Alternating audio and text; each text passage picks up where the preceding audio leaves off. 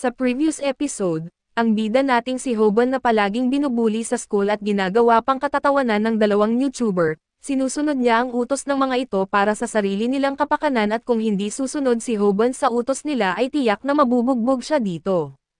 Dahil sa natatakot si Hoban sa mga bully na ito, kaya wala siyang paraan para umalma at doon ay nalaman niya na mabilis lang pala kumikita ang mga YouTuber. Para sa kanya di makatarungan ang mundo dahil sa ang kinikita niya sa buong linggo na pagtatrabaho ay kikitain lang ng 30 minutes sa pagla-live sa YouTube.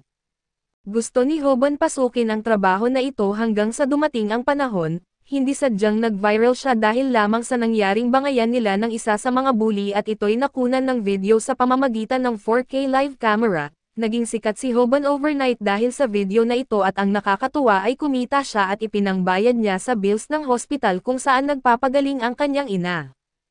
At sa pagpapatuloy ng ating recap, pinilit ni Paco na ilagay sina Hoban at Snapper sa kanyang livestream at malinaw kay Hoban na ginagawa lamang ito ni Paco para makakuha ng pansin gamit ang kanilang viral na video ng labanan.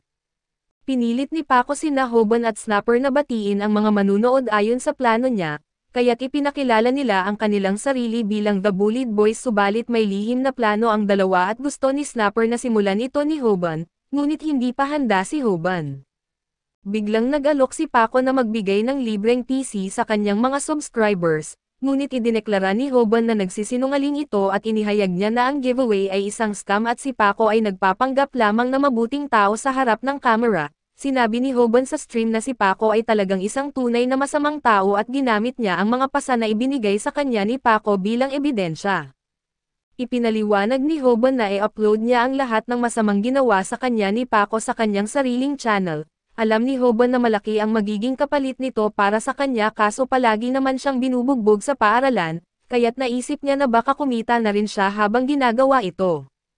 Samantala isang misteryosong babae ang nagpasya na walang bago sa nangyayari, ngunit naging interesado siya nang mapansin ng mga tao na medyo iba ang itsura ni Hoban at naiisip ni Snapper kung paano gumagana ng perpekto ang kanilang plano na makuha ang mga viewers ni Paco papunta sa kanilang channel, dahil mukhang talagang frustrated si Paco sa pagkalantad niya.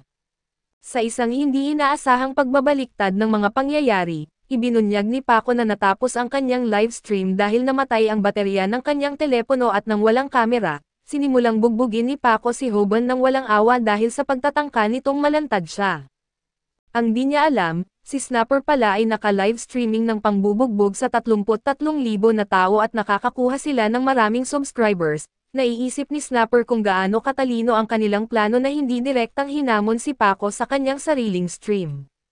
Tinawag ni Snapper si Hoban na bituin ng palabas dahil ang plano buong panahon ay para lang bugbugin siya tulad ng dati para makakuha sila ng maraming views at kumita ng pera. Gayunpaman ay biglang nagtaka si Hoban kung talaga bang sa pagpapabugbog lang ba ang pera at determinado siyang kumita ng malaki, kaya kailangan niyang sumikat ang kanilang mga video. Sa sandaling ito, nagduda siya kung gusto ba talaga ng mga tao na manood ng isang batang binubuli. At napagtanto niyang ang tunay na gustong makita ng mga tao ay ang isang binubuli na lumalaban sa bully at ipinakita ni Hoban ang kaunting determinasyon, ngunit ito ay lalo lang nagpagalit kay Paco. Naisip ni Snapper na sana ay maikli lang ang pagbugbog kung tumayo lang sana si Hoban at hinayaan ito, at ngayon ay nagtataka siya kung saan nanggagaling ang lahat ng katapangang ito. Nabanggit ni Hoban ang realidad nang mapansin niya kung gaano kalaki si Paco kumpara sa kanya. Pareho silang nasa high school kaso si Paco ay may malalaking muscles samantalang si Hoban ay payat. Naisip ni Hoban na humingi ng tawad sa isang sandali kaso ininsulto siya ni Paco at sinisi siya sa pagkakaroon ng cancer ng kanyang ina. Nagngit-ngit sa galit si Hoban nang banggitin ng masamang tao ang kanyang ina at lahat ay nagulat nang atakihin niya si Paco. Subalit tumawa lang ang lahat sa chat dahil hindi man lang napatinag ni Hoban si Paco at lalo pang lumala ang sitwasyon nang ideklara ni Paco na ilalagay niya si Hoban sa kama ng ospital katabi ng kanyang ina, at binuhat niya ang binata. Tumawa ang lahat sa katangahan ni Hoban at napagtanto niyang malaki ang papel na ginagampanan ng timbang sa isang laban. Ang kanyang laban kay Snapper ay parang larong pambata kumpara sa sinasapit niya ngayon at akala ni Hoban ay tapos na ang lahat. Kaso hindi pa dahil naghahanda si Paco na suntukin siya ulit. Subalit bigla namang nagsalita ang estudyanteng laging natutulog, sinabihan si Paco na tumahimik at sinabi ni Paco na matulog na lang ito sa bahay nila kaso natakot siya nang tignan siya ng bata at ang pangalan ng bata ay Kim, at siya ay isang rising star sa mundo ng MMA. Umurong si Paco at namangha si Hoban kay Kim, na nakapagpatahimik sa buong silid-aralan sa ilang salitang binitawan lamang at napagtanto niya na si Kim ay isang taong nakarating na sa tuktok ng isang mundong lubos na bago sa kanya. Bumalik sa pagtulog si Kim at umalis si Paco at naisip ni Snapper na medyo astig ang pagkilos ni Hoban, binanggit niya na kahit mukhang natalo si Hoban sa laban, nakakuha naman sila ng ilang tagahanga na nag-iwan ng mga motibasyon na komento. Nang gabing iyon, umuwi si Paco na nakahinga ng maluwag dahil namatay ang kanyang telepono bago siya nalantad ni Hoban pero gayunpaman, nagulat siya nang makatanggap siya ng sandamakmak na mensahe na nagsasabing nabunyag ang kanyang tunay na pagkatao.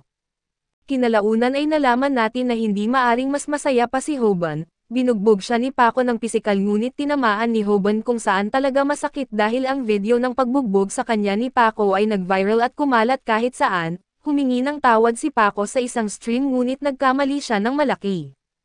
Inakala niyang natapos na ang stream ngunit hindi pa pala, at nasabi niyang maniniwala ang kanyang mga hangal na manunood sa kahit anong sabihin niya. Lalo lang lumala ang sitwasyon para sa kanya mula roon dahil nagsimula ang mga tao na hukayin at ilantad ang mga pekeng video ni Paco. Sobrang sama ng sitwasyon na may gumawa pa ng website na nakatuon sa pagbaba ng bilang ng mga subscriber ni Paco, at naging lumang balita si Paco ngunit nakabangon naman si Hoban sa kanyang sitwasyon. Isang araw ay idineklara ni Snapper na ang pangunahin nilang content mula ngayon ay magiging mga laban. Ang tanging problema ay ang haba ng video at ang YouTube ay nagbabayad batay sa mga ad hindi sa mga views, kaya para kumita ng tunay na pera, kailangan nilang maglagay ng mga ad sa kanilang mga video. Ang problema ay hindi tumatagal si Hoban ng higit sa 1 minuto sa isang laban at kailangan ng mga video na hindi bababa sa 3 minuto para kumita. Kung hindi kayang tumagal ni Hoban ng higit sa 3 minuto sa isang laban, tapos na ang kanyang karera sa YouTube. Nang gabing iyon, naghanap si Hoban ng mga paraan para gumaling sa pakikipaglaban at may nagrekomenda ng ilang tao ng pagsasanay ngunit wala siyang panahon para doon, tiningnan niya ang iba't ibang uri ng martial arts ngunit lahat ay masyadong mahirap. Biglang mali ang pagkakasulat ni Hoban sa pariralang How to Fight, ngunit nagulat siya nang makita niyang mayroong YouTube channel na may ganitong pangalan at walang subscribers ang channel pero nagulat si Hoban na makitang marami itong video. Pinanood ni Hoban ang isa sa mga video at ipinakilala ng kakaibang ibong lalaki ang sarili at ito'y si Samak.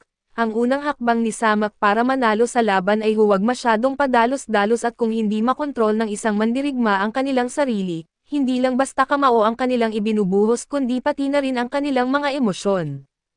Napagtanto ni Hoban na kung mapapainit niya ang ulo ng kanyang kalaban, magkakaroon siya ng malinaw na kalamangan at tinuruan din siya ni Samak ng isang teknik.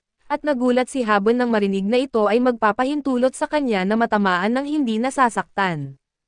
Pinanood niya ito, ngunit masyado itong parang madali kaya inisip niyang baka scam lang ito para makakuha ng views at natulog na lang siya at kinabukasan, nagbitiw si Hoban sa kanyang trabaho sa McDonald's dahil hindi ito makakatulong sa pagbayad ng mga medikal na bayarin ng kanyang ina at kailangan niyang kumita ng pera ng mas mabilis.